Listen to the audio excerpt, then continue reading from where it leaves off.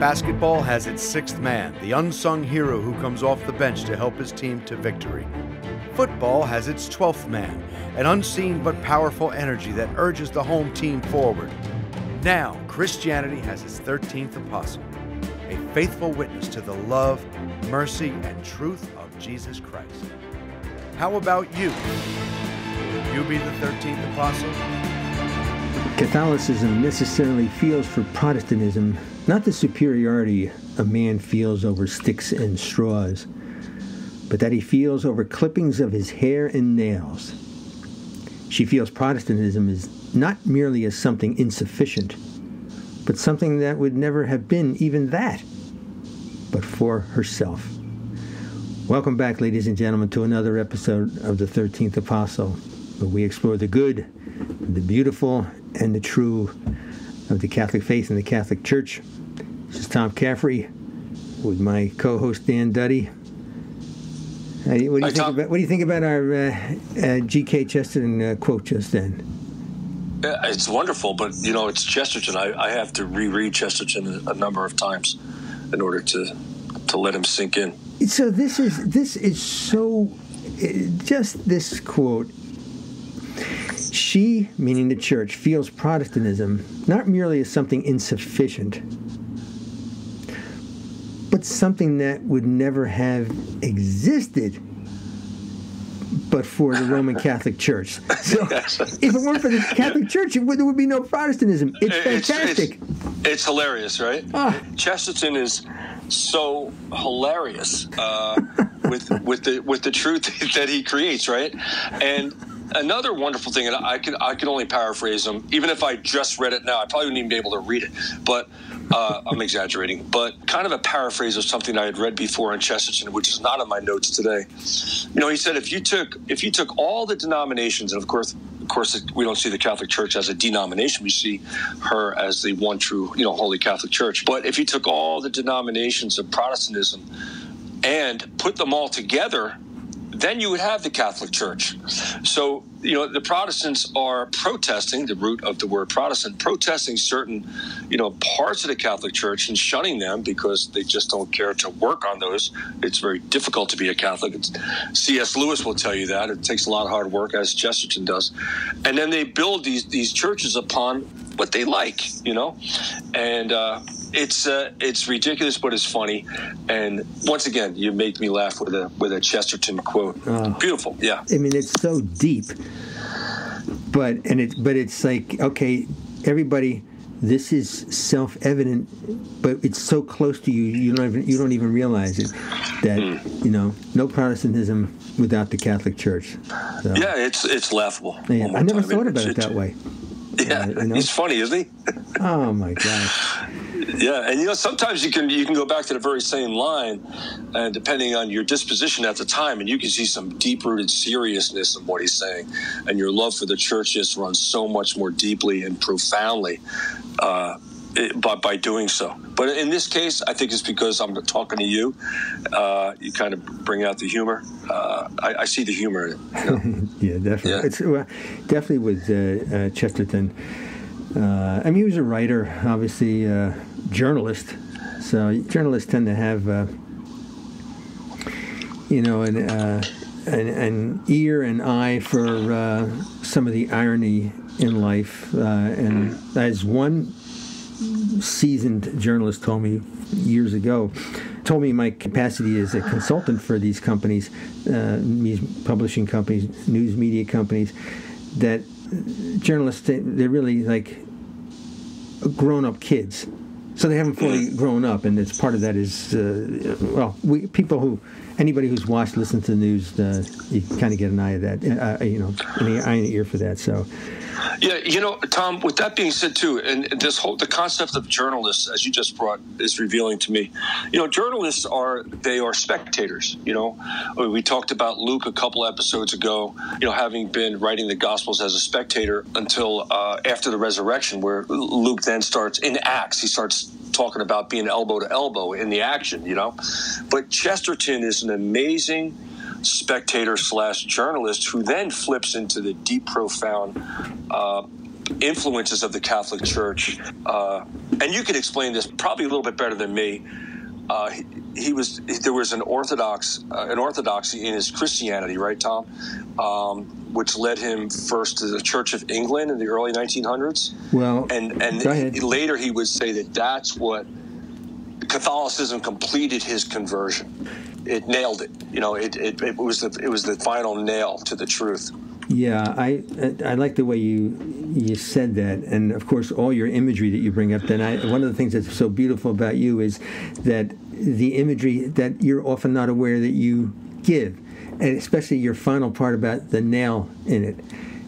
Nails are very important to Catholics and to Christians.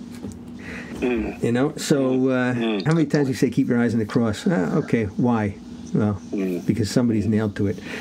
I think that certainly for the completion of his conversion, of Chesterton's conversion, is partly owing to his wife, Frances, because she helped lead him. He didn't start I guess from a true Christianity and Protestantism, we could say, it began with the Church of England, but he was a Unitarian before that. Right. And of course, a Unitarian, Jesus is not God. So there is God. They believe in God, and they believe in Jesus Christ, even as a supernatural being, but they do not believe he is God.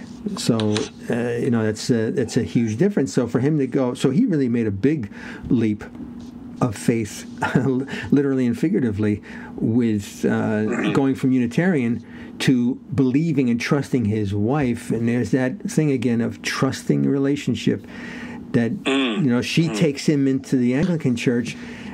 And I don't, the way he's talked about moving into the Catholic Church, toward the Catholic Church, and then finally into it, is that he wouldn't go, at least if there's no reason for me not to believe, or anybody not to believe his letter to a friend, that he wouldn't go if his wife wouldn't go.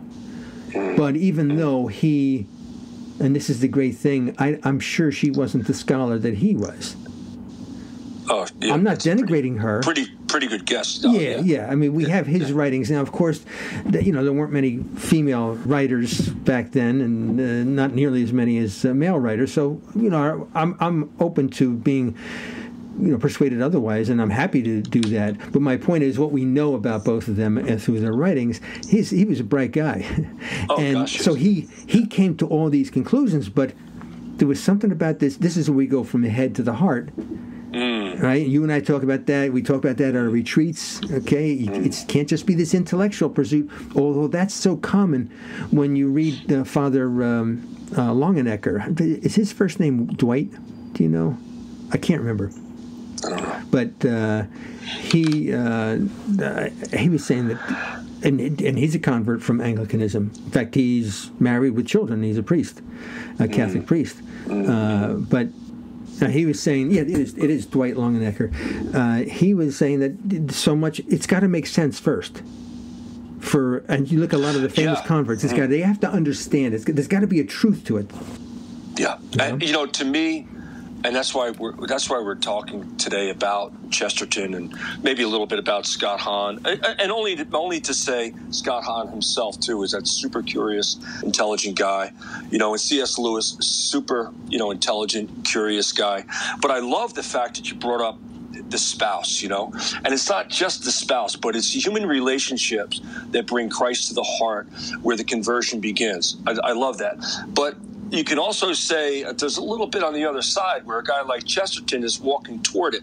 As much as he said he was pulled away from the Catholic Church, that he wanted to push it away so much because it was haunting him. C.S. Lewis said the same thing. It haunted me, and it was the haunting that drew them to it. It's like that haunted house. You want to pull over and you want to get in there, and because the curiosity drives you. But you're talking about a wife, you're talking about the heart, and then you combine that relationship with Chesterton's curiosity and intelligence, and bam, there's a major conversion. We have conversions in our family.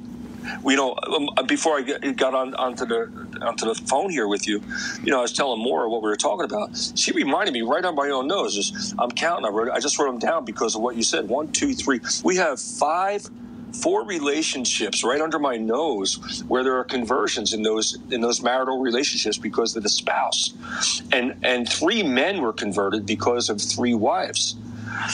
And there you have C.S. Lewis, right, Tom? His conversion was founded upon friendship. Once again, to the heart, Chesterton, Tolkien, right? Exactly. And Scott Hahn's conversion comes from the word covenant, which I won't get into right now. But when he found out the word covenant was so deeply and profoundly in the Catholic Church and how it related to marriage and, of course, to covenant with Christ, he converted his wife. So it's right. Contract. Yeah. Marriage is not a contract where you're getting something from the other. It's a covenant where you're giving something to the other. And we talked about covenant with God. It's the first time you look at all the ancient literature, right? The creation literature, the Near East and whatnot. The covenants are in that.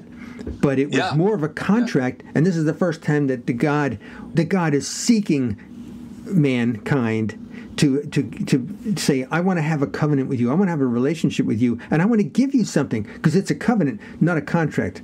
But because you love me, you're going to give me something back. I know you're going to give me something back. And like with you and Maura, certainly in my marriage, friendships, I know they talk about the word altruism, and I remember reading somebody, I don't remember who, it was so long ago, but saying there's no such thing as altruism in the sense that you're doing something and not expecting anything back.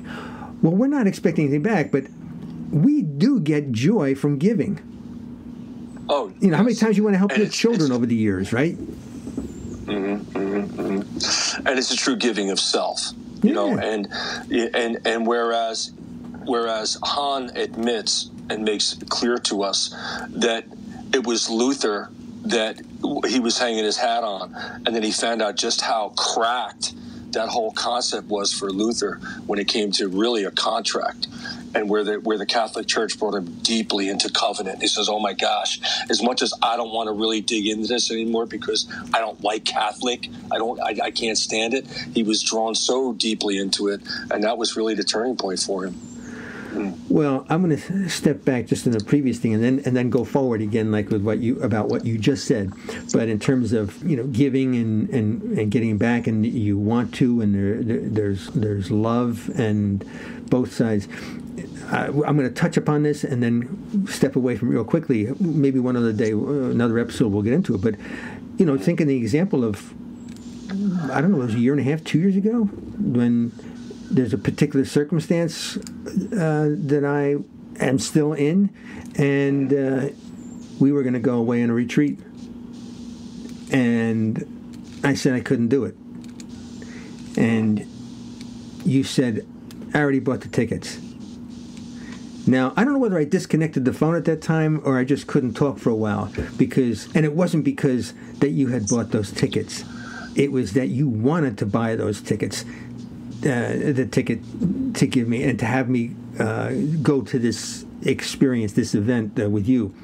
So that's just I haven't thought about that in a long time. But it's exactly. Does somebody have something of value to give to you?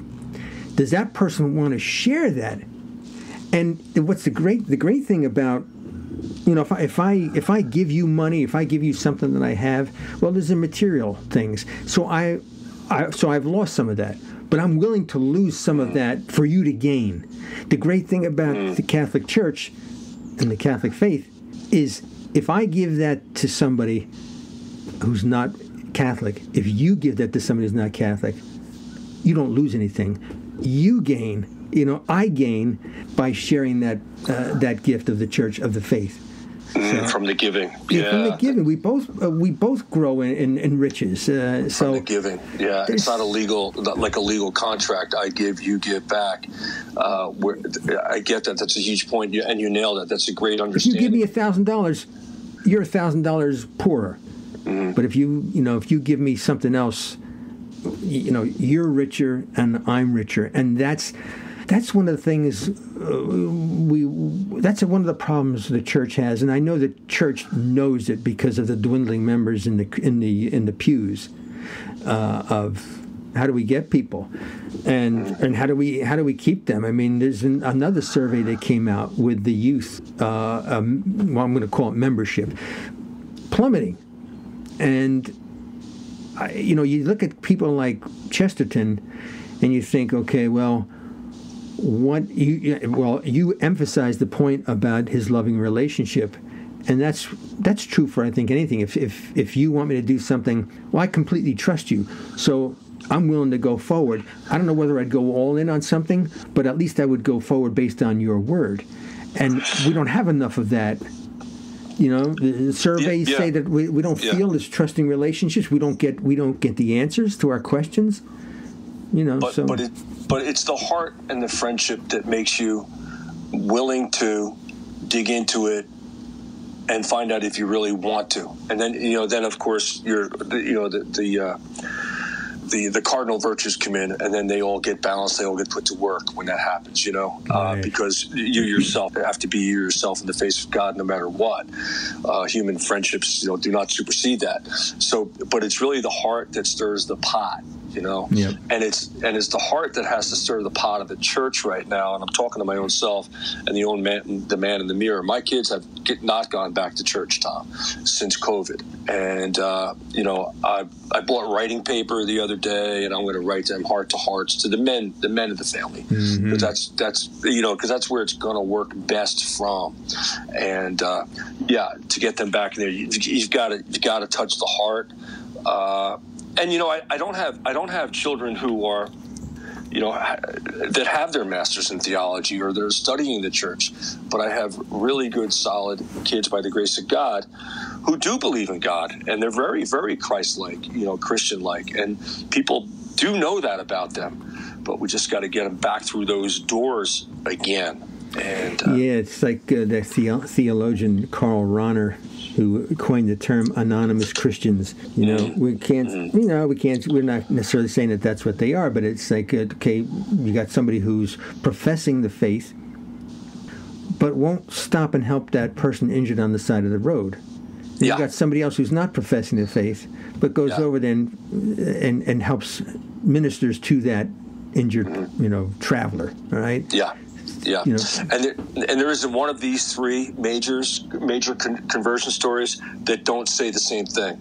We've got so many out there saying that they're Catholic and they're just not being Catholic. Exactly. C.S. Lewis says it, Hans says it. Yeah, so true, so true. And I like what I forget who said it. I think it had to be more modern. Was it something important? Scott Hahn was talking about Fulton Sheen saying, there's not 100 haters of Catholicism out there, but there's 1,000 haters of what they think is Catholicism. Exactly. Yeah. Well, I think you touched upon this without actually saying it in this exact way.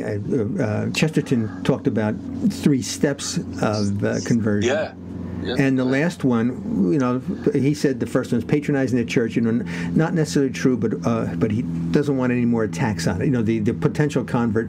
Okay, he's being a little more friendly to the church. Second one is discovering the church. The long, pleasant journey. It's a self-controlled journey. Reading about the faith. And you and I have talked about this. There's knowing about God, and then there's knowing God. I thought I knew about Dan, and then I got to know Dan. Totally different, and so but if you're drawn into that relationship, and Chesterton talks about this, so you think it's self-control. That's step 2. You're discovering more about it, but you don't realize that.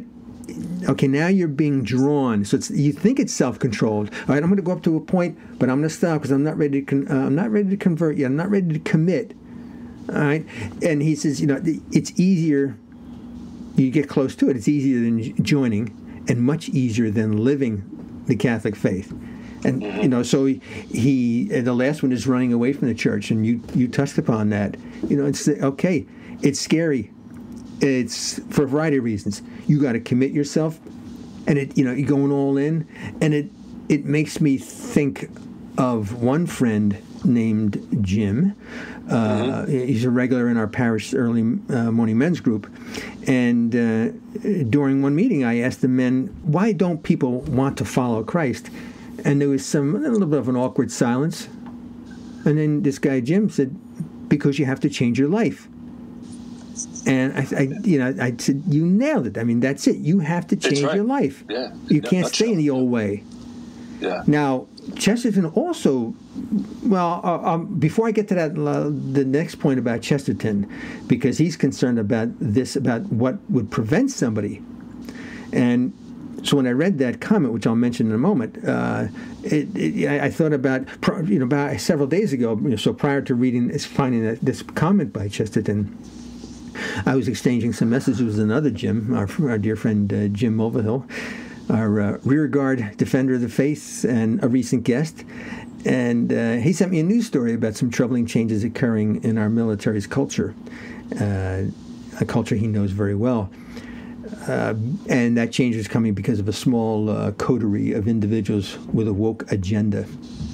And Jim closed his sharp analysis of the problem by saying that enemies within the walls, Tom, are the most difficult to combat. Mm-hmm. And that I thought of that when reading Chesterton's comment. Only the word of a Catholic can keep him from Catholicism. One foolish word from inside does more harm than 100,000 foolish words from outside. Mm-hmm, mm-hmm. Boom. Yep, absolutely. And that's the problem that he also continues to say. That's the problem that plagues the church still. He's not saying that now, but he would be saying that now if he was still with us. To continue on, Catholics who not only do a very poor job of presenting their faith, but actually manage to repel converts who are pounding on the door to get in. So they are there. And you and I talked about a friend of mine who is a Protestant, right? A beautiful man. Just thinking that. Yeah. And, we have to be inviting and get them in the room with us if we're going to convert them. We have got to get our arm around them because, as Chesterton says, they are pounding to get in. And who knows better than Chesterton? And it's fear is one thing that Chester said. It's the one thing. It's fear. But and then he goes on, to conclude that Catholicism is good, and another to conclude that it is right. It is one thing to conclude that it is one thing to conclude that is right, and another to conclude that it is always right. And he said that's the delicate last stage. Yeah. Right. And so talking again about what Jim Mulvihill said about the quote unquote, I'll say the enemy within. This is why the scandals were so terrible for our church. Mm-hmm. They're in the enemy within. And of course, the real enemy within, we know who that is. The Prince of Darkness. So, but to your point about your Protestant friend, there's conversions and transformations for us all the time. It's not like, okay, boom, all right, I am officially, quote unquote, officially a convert to Catholicism, or I'm a revert, or whatever it is. But we have transformations that go on every day. And when I heard this past Sunday's readings, I was profoundly moved by them, especially one part of what Paul said, where he said, here we are. He's talking about freedom, he's talking about slavery and freedom, and this is something that's so important that our young people need to hear, because today is the age of freedom, autonomy. I want to be my autonomous self, and essentially I'm my own creator. But Paul says, for you were called for freedom, but do not use this freedom as an opportunity for the flesh or anything that you want. And here we go. Rather, serve one another through love. It's your autonomy, millennials, Gen Z. It's not about what you can do for yourself. It's not all these pleasures that you think are special gifts, whether it's, and a lot of this is coming out with the recent ruling by the Supreme Court about Roe v. Wade and abortion. It said, no, and same-sex attraction, all these things, that's because I want to fully express myself in my autonomy. No, do what Paul says, which is based on, of course, Christ. Don't use your freedom for the opportunity for the flesh or just what you want to serve yourself, but serve the other. And finally, I'll say, Dan, in terms of your Protestant friend, in addition to that, the gospel reading for last week, they were going to go to, they were on their way to Jerusalem. And Jesus sent his messengers ahead to go to the Samaritan village for a reception, but they were not welcome. And why weren't they welcome? Because they were different. They were Jews, and they knew they were going to Jerusalem. And James and John, wanted to rain down trouble on them. And the Lord tells him, no. He rebuked them, as a matter of fact. And so, we always have the other in our lives. But if we denigrate them, well, they're never going to come in. Yeah, if we become exclusive, shame on us. That's not Christianity. No. Christianity was founded upon all inclusive, with the universal church. We have to show it, we have to prove it, and we have to practice it. When you talk about the state of the world right now, and what's come about, it's absolutely crazy now that Roe v. Wade is in the direction that it is, and what's coming out of the woodwork. And here's something that Moore actually texted to me. We almost finished, Dan. It's really simple, Tom. Consider how precious a soul must be when both God and the devil are after it. Amen. Is that from Charles? Is that from Charles? No, that's Charles Spurgeon. Oh, who's speaking of Protestants. Protestant, yeah. So we can integrate and show everyone to the truth of the one holy true Catholic Church, and we got to invite them in. We got to invite them in, right? Yep. All right, Danny, what's coming up next? Stay tuned, folks, for the Angelus and your prayer intentions with Peter and Jemmy. Beautiful. WQPHradio.org. Listen, learn, and help us grow. God bless you, Danny. God bless you, Tommy. God bless you all. This is Dale Ahlquist with a Chesterton Minute. Have you ever heard someone say, "What's wrong for you may be right for someone else"? And besides, what's right and wrong changes like everything else. You can't fight these things. You have to just go with the flow. G.K. Chesterton says, right is right, even if nobody does it. And wrong is wrong, even if everybody is wrong about it. Right and wrong are not based on fashion and personal preferences, and not on the calendar. They're based on the laws of God, on eternal truth that does not change. And as for going with the flow, G.K. Chesterton says, a dead thing goes with the stream. Only a living thing can go against it. Want more than a minute? Visit us at chesterton.org. Thank you for listening to the 13th Apostle with Dan Duddy and Tom Caffrey.